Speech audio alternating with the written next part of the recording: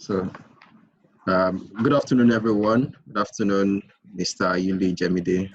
It's a pleasure to have you on board at this webinar with the MBA Young Lawyers Forum.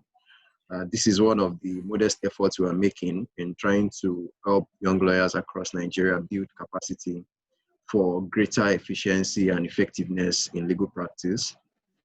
We expect that the effect of these conversations that we are having with notable stakeholders and on this particular day with your good self will result in enhanced delivery by young lawyers in the course of performing their duties in their law firms and also in becoming better practitioners themselves. For the focus of this webinar, as the topic indicates, we are hoping to be able to help young lawyers pick up the necessary hints, tips, suggestions, guidelines, and helpful indications on the direction to go when it comes to succeeding or achieving success in legal practice. We note that you have attained great success in the profession, and it is without a doubt that you are in proper position, you're in good position to speak to us in this regard on what to do and what steps to take in achieving success in the legal profession. For those who are joining us, I want to think that many of them, virtually everyone, would be familiar with who you are, but for the benefit of those who in the unlikely event are unfamiliar with who Mr. Yuli Jemide is, I'm going to just briefly touch on his profile. Mr. Yuli Jemide is the lead partner at Detail Solicitors, Detail Commercial Solicitors, which is reputed to be the first law firm in Nigeria to focus solely on soliciting. Mr. Yuli Jemide is a highly respected corporate and commercial lawyer, and he brings an unmatched eye to key aspects of his firm's practice. He's rated by the IFLR 1000 as one lawyer whose expertise is remarkable, and many of his clients, as they have noted on to the Chambers Global Guide, indicate that he's a vibrant and creative mind, as well as an excellent negotiator. He's led very notable transactions across Nigeria and over time, including the Biloxi Industries transaction, which involved $80 million equity raise, the Lagos State Blue Line Railway project, the LPDC 30 billion naira RETIS, and among other transactions. Is a notable public speaker, and if you follow very important dailies such as Business Day and other notable platforms, you come across this very insightful take on different issues, including legal and political issues. He's presently the vice chairman of the MBA section on business law, and it is also important to note that he's someone who has contributed to the growth of many companies by contributing to the corporate governance structure. He sits on the board of, he's the board chair of the Ebola Containment Trust Fund. He sits on the board of FCN Africa. He's the past president of the Nigerian Swiss Chamber of Commerce, a past non-executive director of the Central Bank of Nigeria. So you can imagine that he's going to perhaps forgo the fees that would have paid him for speaking to us today.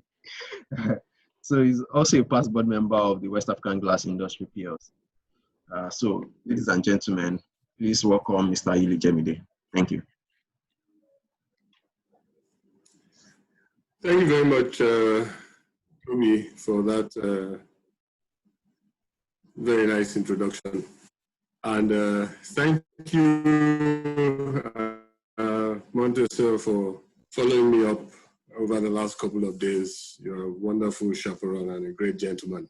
So I thank the MBA YLF for inviting me to give this talk.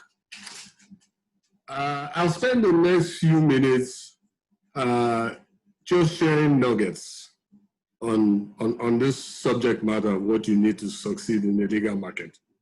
I don't have slides, and that's on purpose because I want people to listen. I want you to strain your ears a little bit. I find that people gain more when you have to really strain and follow than when you're looking at colorful slides. So you know, I don't have slides. I want you to listen, and that brings me to nugget number 1. And I'm going to number the nuggets so that you can take notes and you can remember them. So nugget number 1 is that one of the most important keys to success is listening. The average Nigerian doesn't listen very well, unfortunately. You know, you get into conversations, you get down to it, you find out that they're both saying the same thing, but they were not listening to each other. And unfortunately, it's not better with lawyers. You know, lawyers would like to debate, argue, postulate, and even when there's nobody there, we don't mind soliloquizing. We just love to monopolize conversations. And I want to tell you categorically that it's much better to be sound than to be loud. Those who speak sparingly at meetings and listen more, they tend to gather a larger audience. Now, there's a Chinese proverb that says, you know, we have 2 ears and 1 mouth, and, you know, we should use them in proportion, which means we should listen twice as much as we speak. And when we talk about listening, most people just think it's listening with your ears. I think to be a good lawyer, you need to listen with your ears, with your heart, with your mind. You need to listen by watching body language. But the most important thing you need to listen out for when you sit down in meetings or in a courtroom or, you know, wherever, is to listen out for what people are not saying. That's the most important thing.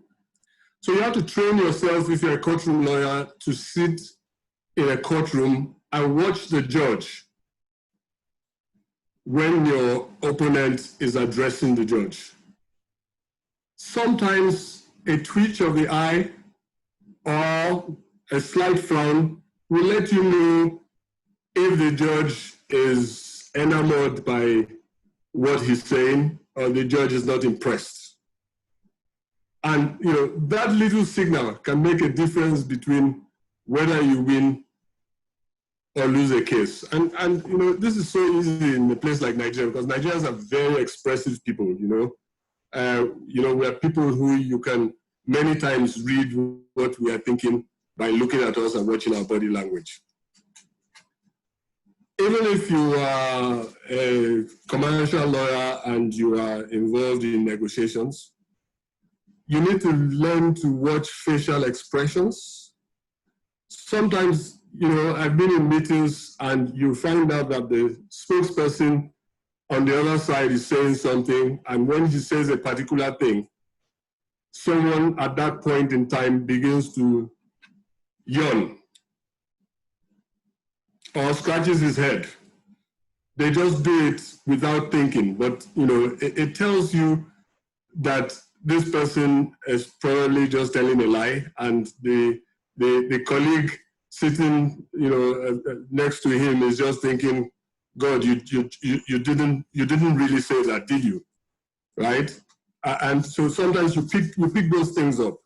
Have you noticed that sometimes when you go for meetings and you say something, before somebody responds to you, they start yawning? They've not been yawning all day, and suddenly they're yawning. And you know they're about to tell you something that isn't true. Because, I mean, they're not tired. They're just, you know, wondering how to coin that lie, right? So those are things that are very important to be a successful lawyer, these little things. I'll tell you a story. once I was negotiating the transaction, and on the other side were two Italian men, father and son. The father was the chairman, the son was the CEO. And the son was driving such a hard bargain. And at some point, it was obvious he was being unreasonable. And I started trying to catch the father's eyes, to find out, what do you think about what your son is saying? And each time I tried to catch his eyes, he would avert his gaze. He was really dodging, that eye contact. And at some point, he folded his arms. And at that point, I knew that he just wasn't impressed with what the son was saying. So I said to them, I think you're being unreasonable, but this is the right time for us to take a short break. Let me take a walk for a bit. And I was doing that because I knew that the father wanted to tell the son certain things, and it was good to excuse them, leave them, to talk. And as it happened, by the time I got back into the room, his attitude had changed, and we were able to close the transaction. So I think people should learn to listen. That's nugget number one. Nugget number two is you must have your own definition of success. We're all talking about success, and sometimes people like to define success by what the other man has achieved, or what they see the next door neighbor doing. I think people should have their own definition of success. It always depends, on, you should always ask yourself, what do I need to achieve in this endeavor for me to say that I'm successful? And then you should set your eyes on those targets. For example, if you're a human rights lawyer, you may not set your eyes on making a lot of money. Wealth may not be your target. Your success will be the network that you build and your value to society. Nelson Mandela, for example, was a lawyer, and before he got imprisoned, he devoted most of his practice to fighting the apartheid regime. I don't think he died rich. He didn't die poor anyway, but I mean, his name didn't hit the Forbes list. But that's one man that will never be forgotten. And then there are people who are institution builders, right? And, there are people who say, well, I want to build an institution that will, outlive me. And, that's their target. That's their own definition of success. While you may have a solo practitioner who says, I just want to make enough money and retire. Once I retire, I can shut down this practice. It doesn't matter. It doesn't have to continue. As long as it has served the purpose till I'm age 60 or 65 when, I'm ready to retire. None of the, if the institution builder builds an institution, he'll be successful. If the solo practitioner, is able to achieve his goal of, amassing wealth, and retiring at 60, 65, he too will be successful, right? That said, it's a major myth when people think that, the largest law firms have the richest partners. It's a lot of times it's not true. There are some solo practitioners who, make pots and pots of money, and they don't have to put much money into the business. They're not growing people. They're not training anybody. So there are different definitions of success. Now, some people would say, well, I want to have the largest number of lawyers in Nigeria. It's your goal. If you achieve it, then you're successful. Other people are pursuing number of offices. I want to have 12 offices within Nigeria. If it's your goal, you achieve it, you are successful. I mean, there's a firm that is called Wachtel in the US. Wachtel is spelled, I think, W-C-H-T-E-L. And then this firm, is not a large law firm by US standards. I think they typically have about 250 to 300 lawyers, which is, mid-sized by US standards. Large is 1,000 and above, right? But at any point in time, the Wachtel partners with one office out of New York, always top the chart in terms of, the highest income earners. And their associates are one of the best paid, probably in the top 3 in the US, right? And, you can't say they're not successful because they don't have 1,000 lawyers. They're successful, they've set their own targets, and, they've gone for it. Just to bring this home, when Detail was founded, I was clear about my definition of success. And it was 3 things. It was to build a business model that challenged the norms. And the norm at that time, 2004, 2005, was if you were not a full-service law firm, then you were not in practice. You had to have a full-service law firm where if there was litigation, you could go to court and then you could come back in the afternoon and handle clients on both sides, either litigation or commercial work, right? So that was one of my goals. The second thing was building people.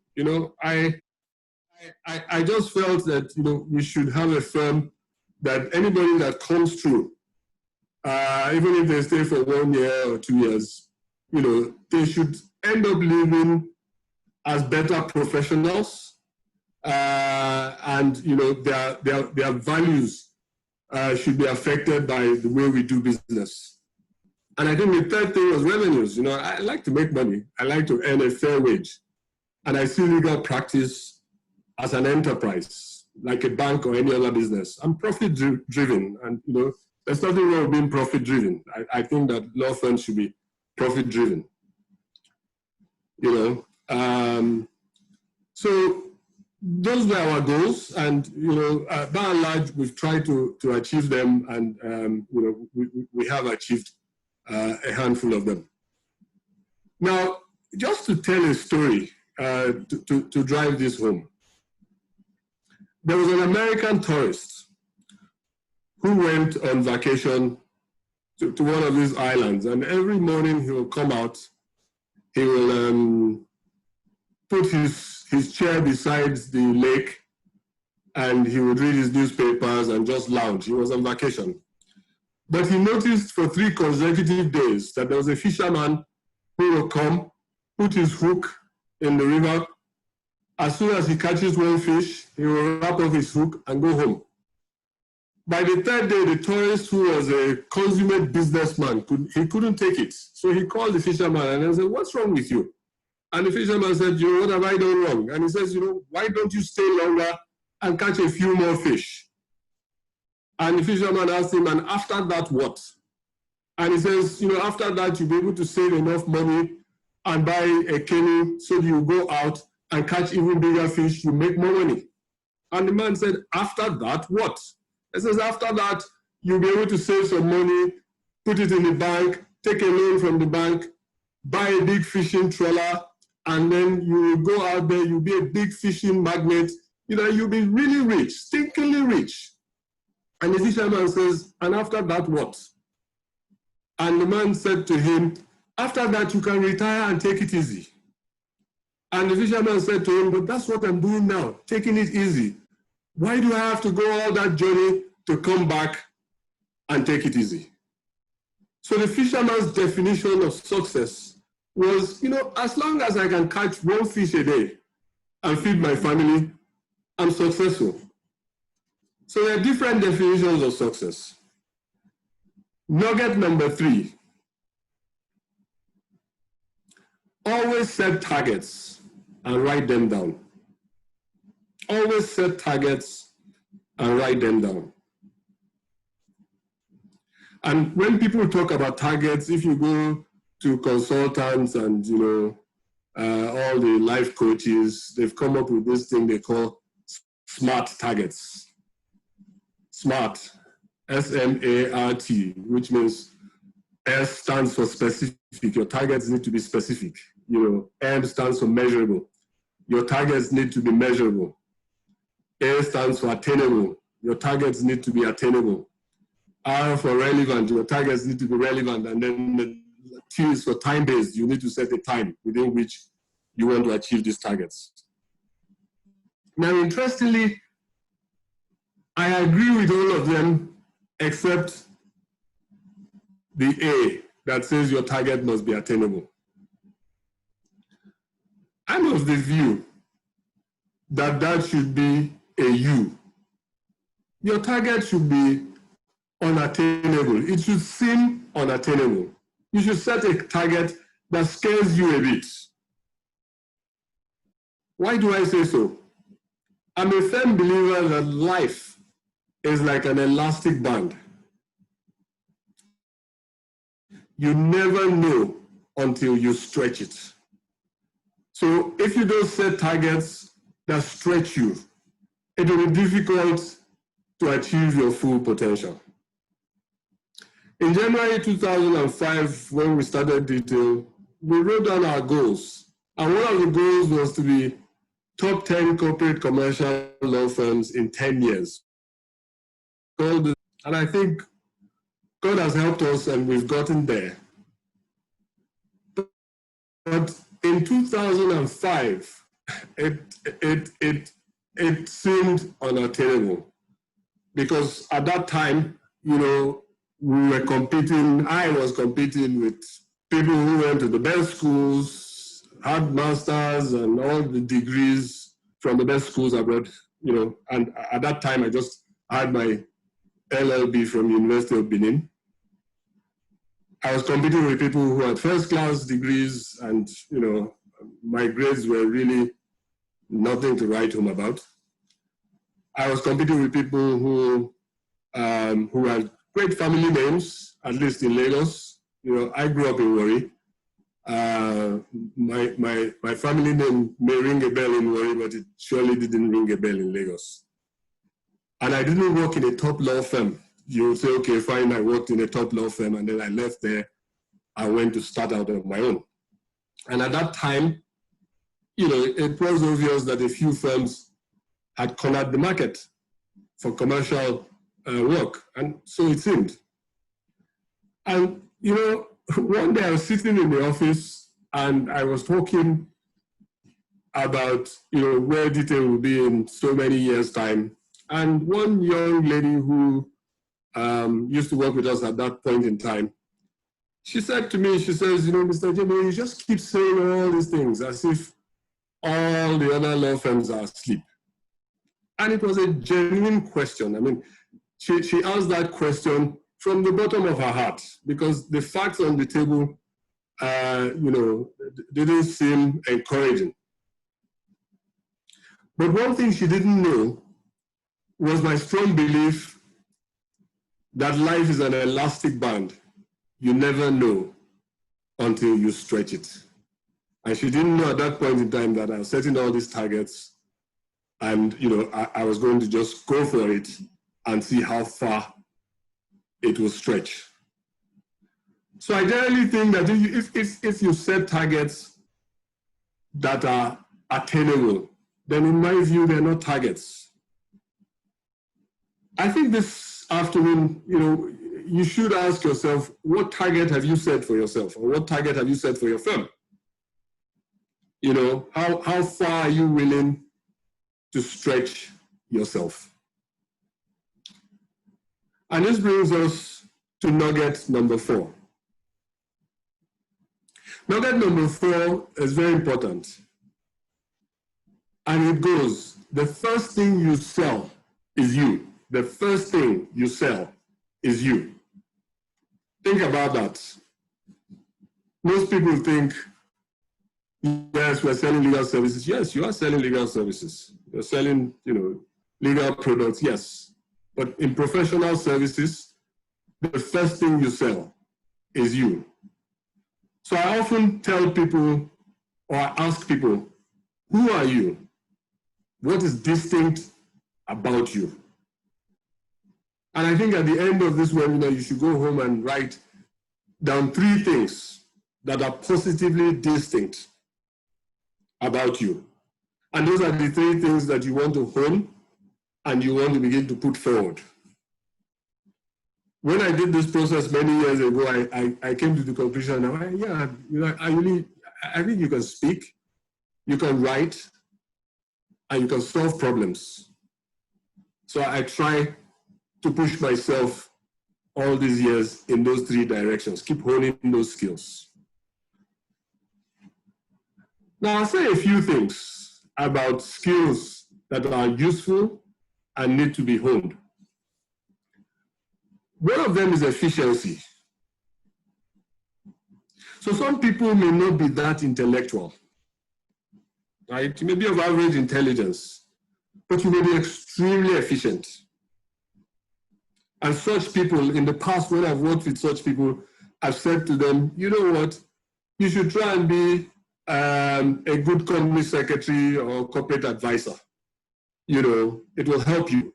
Some other people are good at being retentive. They can remember things, but you know, they can't analyze.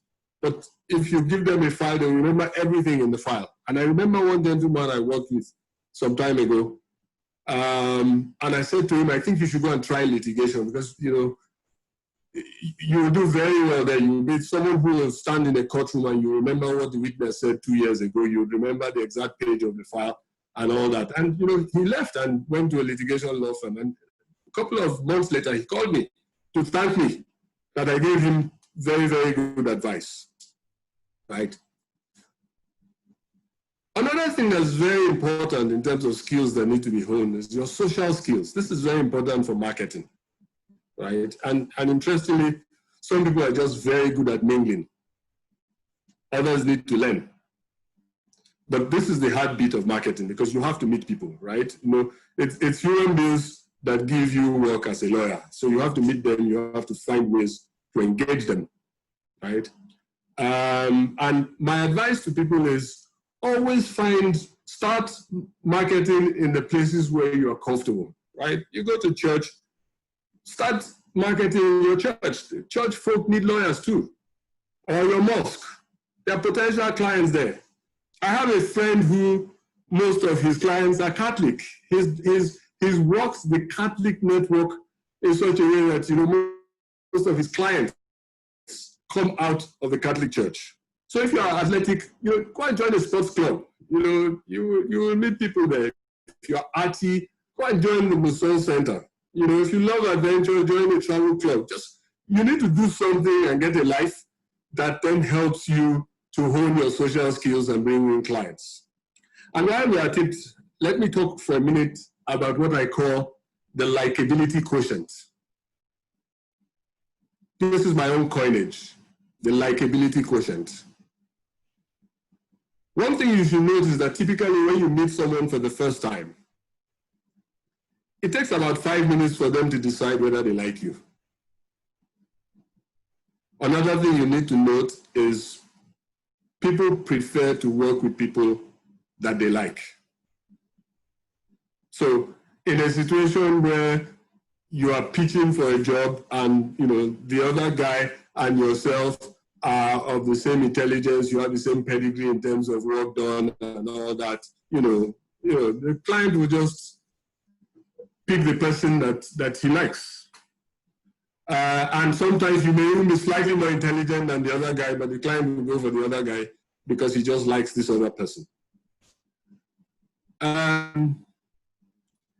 So this is very important. This is very, very important. And one thing I say to people is, you know, you need to work on those areas that tend to rub people the wrong way. So for example, if you know you're a very finicky person, right? Sometimes when you go and have dinners with people, you know, you can come out not looking so good, right? I had an Indian client long time ago, and each time he took me out to dinner, he will take me to an Indian restaurant and I will eat everything he offers me. If he puts garlic on the plate and he mashes it and says it's good for you, I will say, yeah, I think it's good. It's very many times I'll come out reeking of garlic, but, you know, I would, you know, those days were coming and we ended up becoming great friends, right? And the garlic actually didn't do anything.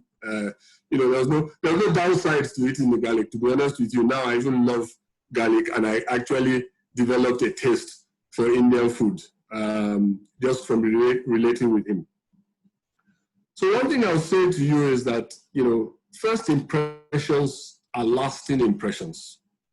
And I'll tell you a story. This is a story that my father has told, and he's told it so many times. You know, when he was in the UK studying law many years ago in the 60s, and he was looking for a little house to rent as a student.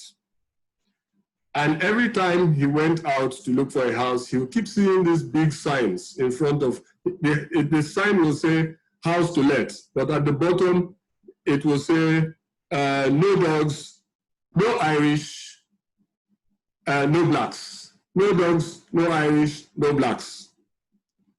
And my father said he knocked on one door, even though the sign said no dogs, no Irish, no blacks. I was a black man. He still went and knocked on the door. And the old lady opened the door and asked him to come in. And somehow or the other, the lady gave him the house. And weeks later, the lady called him and said, do you know why I gave you the house? He says, no. He says, because when I looked at you from head to toe, your shoes were well polished, your tie was well knotted, your everything was in place. And I noticed that before you came in, you scrubbed your feet on the doormat vigorously to make sure you didn't bring dirt into the living room. And the lady said, she thought to herself, these blacks too are also clean. Why do we say no blacks, right? But that was the first impression. So first impression matters. So we need to be careful. You know, sometimes you go for meetings and there's bread in your teeth. If you know you're a smoker, when you're going for an important meeting, keep the smoking till after the meeting. Some people get turned off by the smell of smoke on your shirt. So you just need to be sensitive about things that put people off. On a lighter note, there was a salesman who came back after a long day out. And his boss said to him, did you get any orders today? And the salesman said, yes, I got 2. And the boss said, congratulations. What were they? And the salesman said, one customer ordered me to get out and stay out. The point here is, you know, let's try to do things so that when we get instructions from clients, it won't be an instruction to get out and stay out, because we've created a wrong first impression. Now this brings me to nugget number 5. Nugget number 5 says, pick a vehicle that is ahead in your direction of travel and learn from its experiences. Pick a vehicle that is ahead in your direction of travel and learn from its experiences.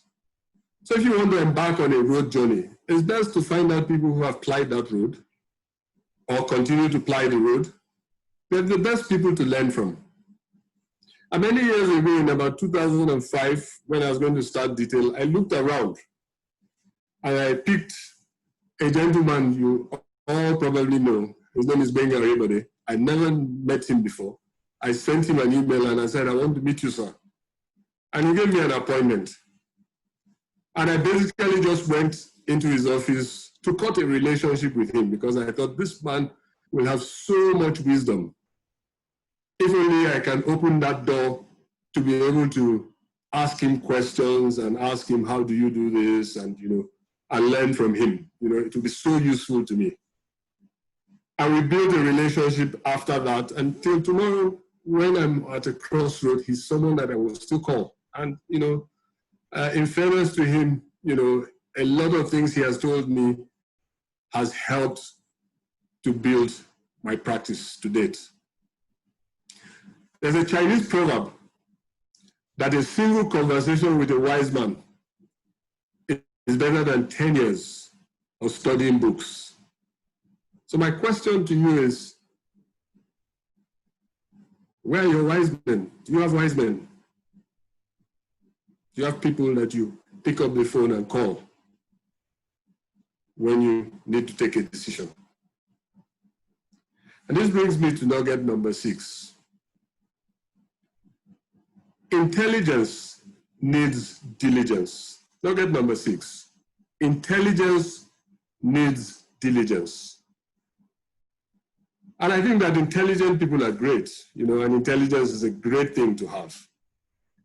But without diligence, intelligence is hampered. In my experience, I've met many people who believe so much in their intelligence that they run very short on diligence. And I just think that intelligence brings the raw material, but diligence manufactures the product and manages the projects. If you check any successful law firm, you find out that they have a fair mix of diligent and intelligent people. Many years ago, I was still in Port Harcourt before I relocated to Lagos. I got a retainer with what was then one of the major merchant banks, Triumph Merchant Bank then. It was a big break for me. And the first job they gave me to do was to do a search at the lands registry. And in those days, there was no computer. So we typed on a typewriter, and if you made a mistake, you had to start all over again. And if you wanted to be shoddy about it, you used Tipex. So I was out of town, and my secretary typed this report, and I said, just type it and send it off. I had handwritten it and left it on her desk. And she typed it, made a mistake, and she used Tipex and sent it off like that.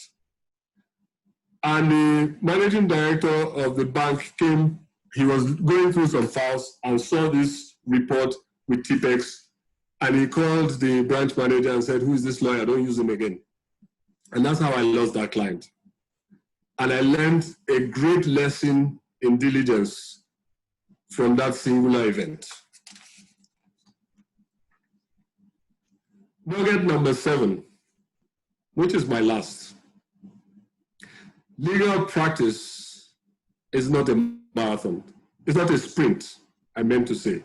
It's not a sprint. It is a marathon.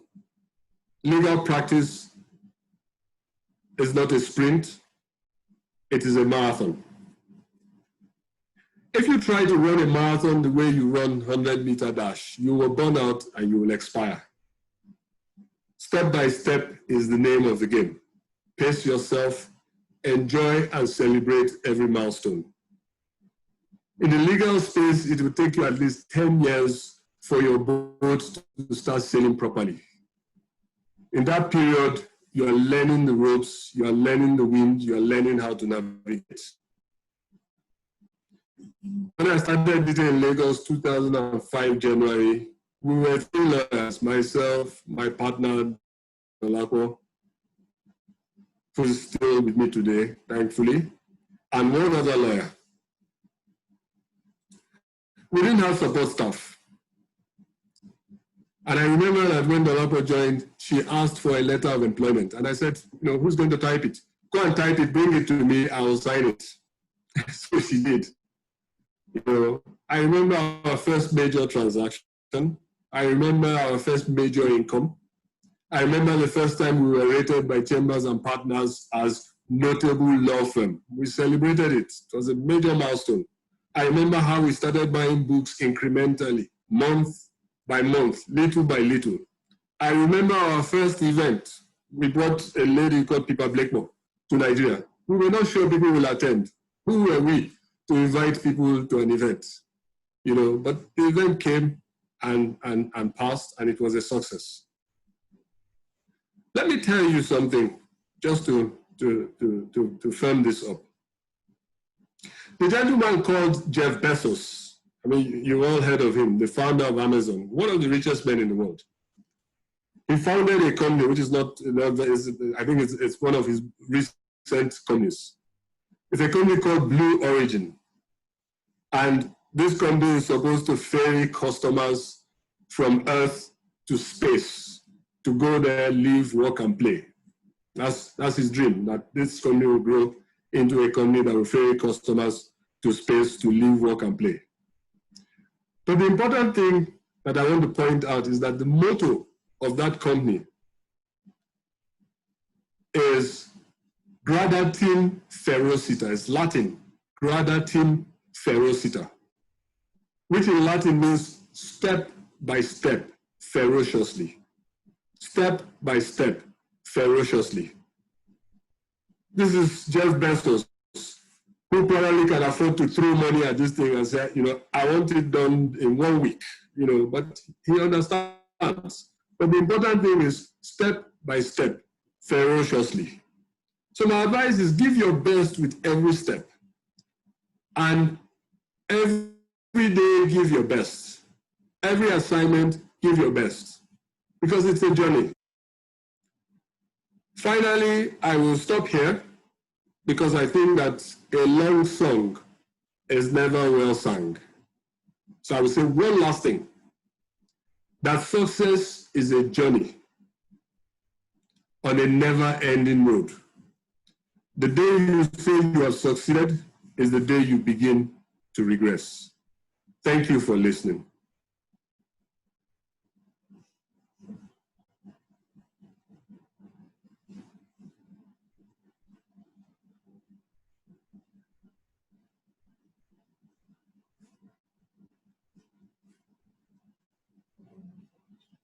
Thank you very much, sir, for this wonderful presentation. Really enjoyed it. I took notes from the beginning to the end, and I must confess, this is really more than what we bargained for. So I'm really grateful for this. Okay, so as a follow-up question, please, for the interest of our listeners, please advise us on what do you suggest? Do you believe that young leaders should go for further studies immediately after school, or they should exercise patience and try and get more experience before they go for further studies? Looking at your own journey, I remember you said when you started you had only an LLB from University of Benin, but later on you decided to go to the United States for your own LLM. So what do you advise? Should young lawyers go for the LLM early, or they should get more experience before going for LLM? I strongly advise that young people, not just lawyers, when you graduate, put yourself to work. Put yourself to work for at least 2, 3, 4 years before you decide to go and do a master's. And the reason why I say so is very simple, right? What are you going to master in? What do you know that you're going to master in? Right? If you live straight from LLB to LM, right? You just assume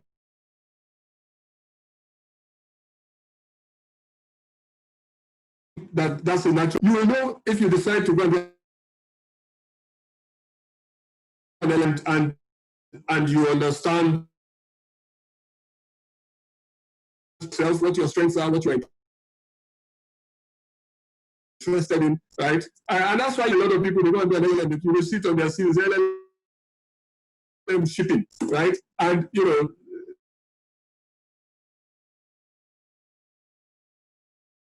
right? Some people shouldn't even go and do an LLM. Some people so astute, they should be doing an MBA. You should work for 3 to 4 years and then, decide. So for me, by the time I was going back to do something, I knew that I was interested in business law, and I had to go to a school where I could attain those skills. And that's why I went to IE in Madrid, right? Which has helped me a lot today because, some of the things I bring to the table is the ability to read financial statements, the ability to talk to accountants when we're doing a transaction, because, I picked those things up from business school. So thank you, Montessor.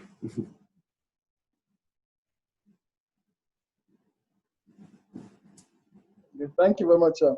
And the follow-up question is, how should young lawyers identify and mentors, and how early do you think they should identify their mentors? Like you said earlier, you should identify what vehicle that's heading your way, you have to go your direction. So what do you advise to young lawyers identify their mentors early and stuff. Because for some young lawyers, they are still yet to even understand what they are really good at. So what do you advise them? Should they identify these mentors early, so that they should follow them on? And also, how can they network? How can they network?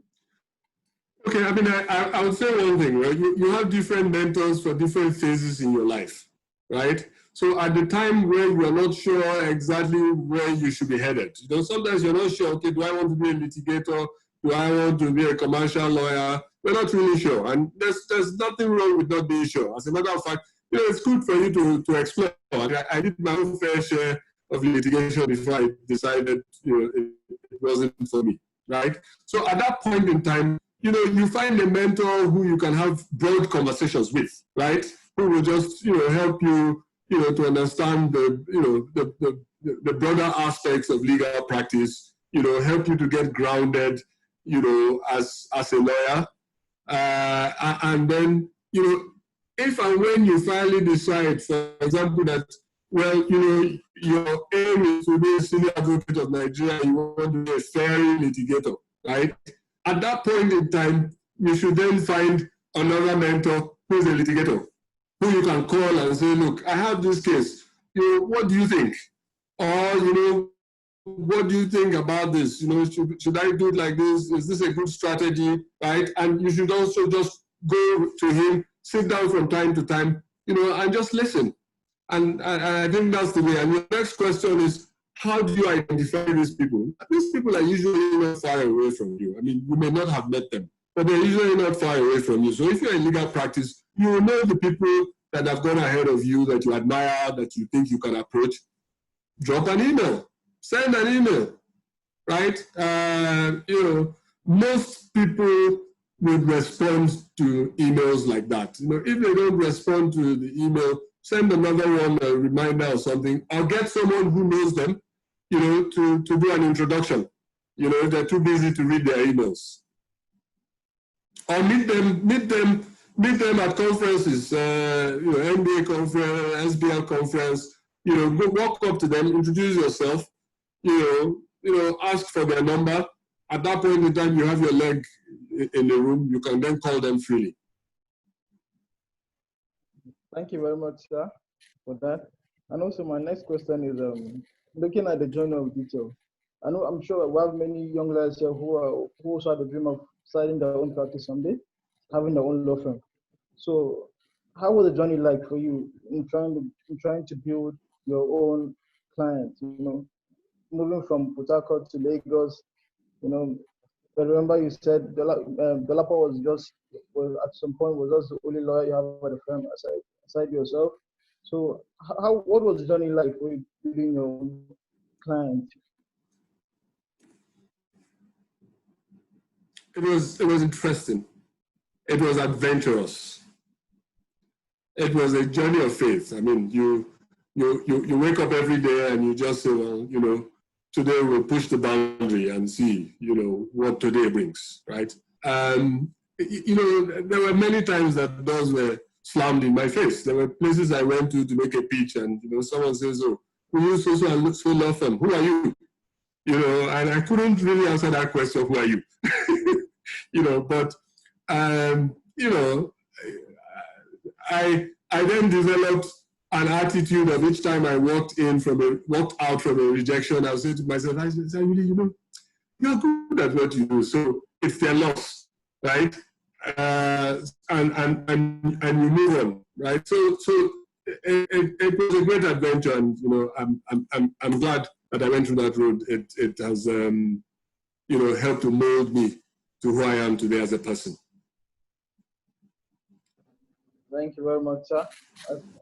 Let me see whether Toby is around. Toby, are you there? Toby? Yes, I'm here. All right, Mutasir, well done. I believe you've covered the field. I do not have any further questions. Thank you for that. Okay, so can we have questions from participants now?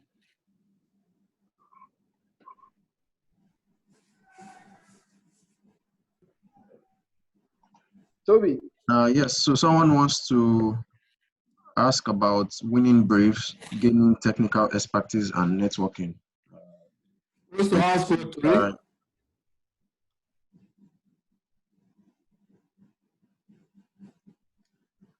I didn't get the question, Toby. Okay, someone wants to know how to win briefs and gain technical expertise as well as network. How to win briefs, how to gain technical expertise, and then how to network. Yes, sir. Interesting. You know, I think I pretty much said that you have to meet people to get work, right? You know, the journey is first and foremost, you have to meet people to get work. And then as you build your credibility, you will now get into the referral space where, you know, you can be sitting in your house and someone will drop you an email and said, you know, so and so, you know, gave me your email address and I have so and so problem, right? So if you're starting as a young lawyer, you know, the way to network is just to find places where you can meet people. And I often call this the bees hive, right? So if bees hive is where you can find honey, right? And the different bees hive, you know, it could be a club, it could be an association, it could be your church, it could be your gym, you know, there are different places. But, you know, the most important thing is people go to these places and they take a back seat. So nobody ever sees you, nobody ever knows you, right? So how did I become president of the Nigerian Swiss Chamber of Commerce? I knew that one of the things that God has blessed me with is efficiency, right? So when I joined any committee, they say, oh, we want to set up a committee to do something, volunteers, my hand will be up, you know, and, you know, over time, you work with people on a committee, then you then realize, oh, this young man, you know, he always has bright ideas and he's always very, you know, quick to solve problems, you know, and before you know it, they start inviting you even when you don't volunteer. And before you know it, they start asking, oh, you know, why don't you be an officer in the Chamber of Commerce? So one day the vice resigned and the president called me and said, would you like to be the vice? And I said, sure. And that's how I became the vice. And then when the president's tenure was over, I became president. I'm not sure I'm 40 yet, or probably in my early 40s. I think I was just heading 40. So, you know, that's the way. There's no, it's not rocket science, but it could be hard work. If you want to go to these meetings and you just want to pluck yourself against the wall and do absolutely nothing, it's going to be difficult. And I think that covers networking. The other thing is something about how to be technical, right? Was that the question, Tony? Yes, sir. That was the question. How to gain technical expertise, become a better lawyer. I mean, it's something that you gain over time. But let me tell you something for free. You have to train yourself to ask the right questions and keep asking questions. It's only when you keep asking questions, when you keep questioning things, that you can get answers, right? So when we sit in a brainstorm room, you just keep asking questions. How about if we did it like this? And, you know, you explore that, and people knock it and knock it and knock it. And, you know, it's okay, fine, that will work. How about if we did it like this? And, you know, there's no stupid question, because the reality is that, you know, what may sound like a stupid question may be the beginning of a great idea. So, you know, you just have to keep troubleshooting. And over time, you learn how to troubleshoot and find solutions, and it becomes second nature.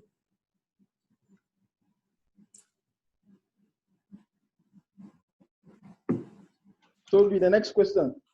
Yeah. Someone wants to know if Mr. Jemide would be reachable for mentorship session. You can't be asking me that here. Follow the right. Send an email. Follow the right process, whoever that is. Okay. And someone else also wants to know what determines area of specialization for a flourishing legal practitioner. Is it a focus on economic realities or passion in a particular area of law? I think it's a balance of both. It's a balance of both, right? First and foremost, it's good to follow something that you have a flair for, right? But that said, you also have to balance it with economic reality. Now, so in my space, for example, okay, so we're non-courtroom lawyers, right? Then, different facets of our practice, oil and gas, real estate, and all that. So, you may have a flair for finance, for example, right? But we always tell people in detail, don't come here and tell me that you are, it's only finance you want to do, right? The day the banks stop lending money, how will we eat? So you should be versatile enough to straddle at least 3 practice areas, even though you have your preferences. So, I mean, if you're a litigator, for example, I don't encourage litigators to be the type that want to litigate on everything. Chieftaincy dispute, you are there. Land, you are there. Technology, you are there. I don't encourage that. But that said, you should be versatile enough, to straddle a few industries in the litigation space, right? So yes, it's a balance of both.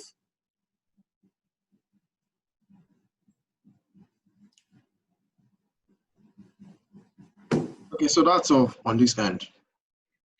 No further questions. Okay. And I guess at this point, we would like to thank you so much, sir, for your time and for agreeing to do this with us. My pleasure. It's been very insightful, and we're very grateful. My pleasure. So on this note, we would like to end the webinar. Any word from you, Montasser?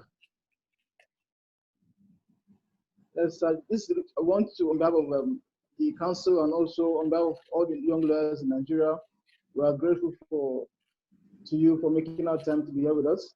Yes, and just like you, I hope to sit on board someday. I'm sure that's good for yes. Thank you so much. Thank you. God bless you. Thank you. We appreciate it. Bye.